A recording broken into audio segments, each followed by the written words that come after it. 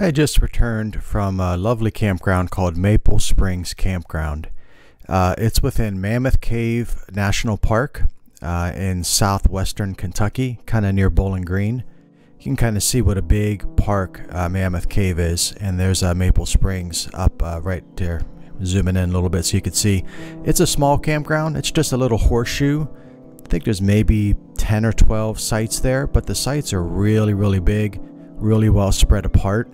And it's in a really nice place. As you can see, it's surrounded by trails and lots of national park all around. Very pretty area. So I thought I'd give you a little bit of a tour. You can see just walking along that horseshoe that you saw on the map how big the sites are. I mean, that's a site right there with each site has at least 2 picnic tables and plenty of places to park for longer rigs as well as extra vehicles. You can kind of see here that as you go down, there's a little bathhouse on the side.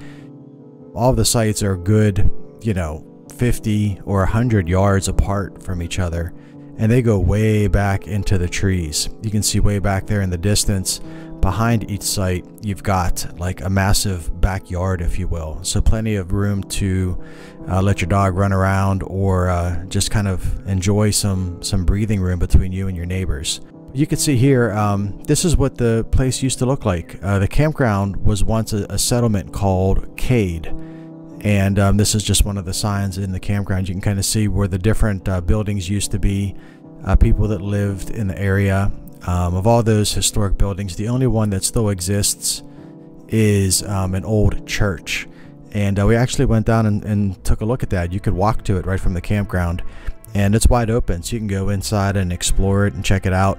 You could see Ricky went inside and had a sniff around, but it's a real pretty area, and everything is just kind of wide open to the public, so it's great to be somewhere where there's not a whole lot of rules and regulations and things you've got to follow.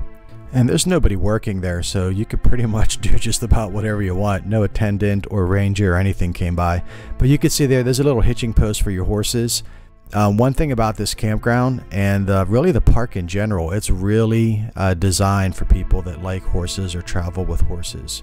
You can see these spots go pretty deep, and then way back in the woods and stuff behind each campsite there are places to tie your horses as well. So it's kind of neat if you're into horses. This is a good place to visit for that reason. That's just a shot of one of the, I guess you can call it a bathhouse. They're just pit toilets. There's 2 of those buildings. Each building has 2 toilets. There's no showers, no sinks, but all of the sites do have 30 amp as well as water connections. And from what I can tell, it's open all year long, so they don't even close down for the season, which is pretty nice. So I'm making my way around the horseshoe, just showing you a couple other spots. You can see like this one here has a spot for your rig, and then a second spot for you to park your vehicle. And you can see how far back it goes, all the way back to that tree line. Lots of shade, lots of picnic tables and stuff like that.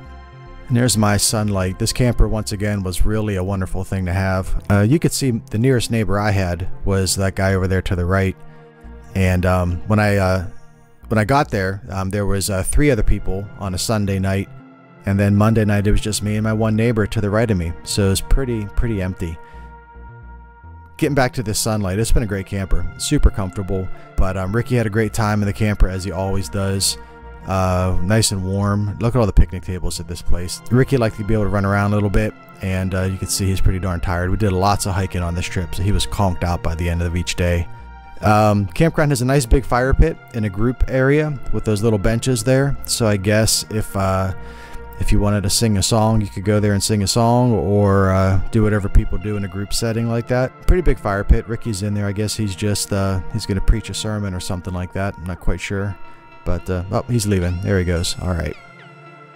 And I'm just making my way around the last little bend of that horseshoe. There's a couple more sites on the way out. You could see the main road out there in the distance. Here's the main road. This road is extremely quiet. Really nobody was going down this road at all, ever. We could just walk right along the road right in the middle of it, and there's no traffic at all. If you look way down there, though, where those trees are, there's an entrance to a network of trails. And that's one of the other great things about this campground is there is just, I bet you, 100 miles of trails at least. Lots of different places to go. Some lead to water, some don't. It maybe isn't the most grandiose or scenic place in the world, but because it's so quiet and because there was nobody else there, it was just a really relaxing place to hike around. Little couple waterfalls, that's the biggest one I came across, but really just a pretty place to walk. And we're getting back on that main road here, as you can tell. This is it's called Maple Springs Loop, and this part of it is paved, and then as it makes its loop part, it's like a dirt gravel kind of road, which was closed for the season when we were there, but you could still walk along it. So even if you didn't want to do a bunch of trails, if you just wanted to walk on pavement or on a gravel road, you could probably get a good 10 miles of walking in just on this loop itself, which is pretty cool. It does take you down to this other recreation area, and this is literally like a 2-minute walk from the campground, and you can see a bunch more picnic tables, wide open spaces.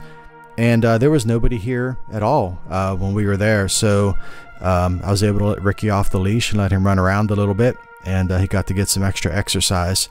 There's a map here. You could see that Green River. On the other side of Green River is the actual Mammoth Cave, which we couldn't get to because the ferry, as you can see in the picture here, was not running for the season.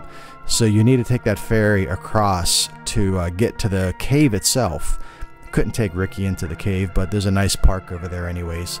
We were going to drive all the way around to get to it, but it's almost an hour drive from the campground if you don't take the ferry each way, and we didn't want to spend an extra 2 hours doing that. But you could take the ferry right across. That ferry is literally 5 minutes from the campground.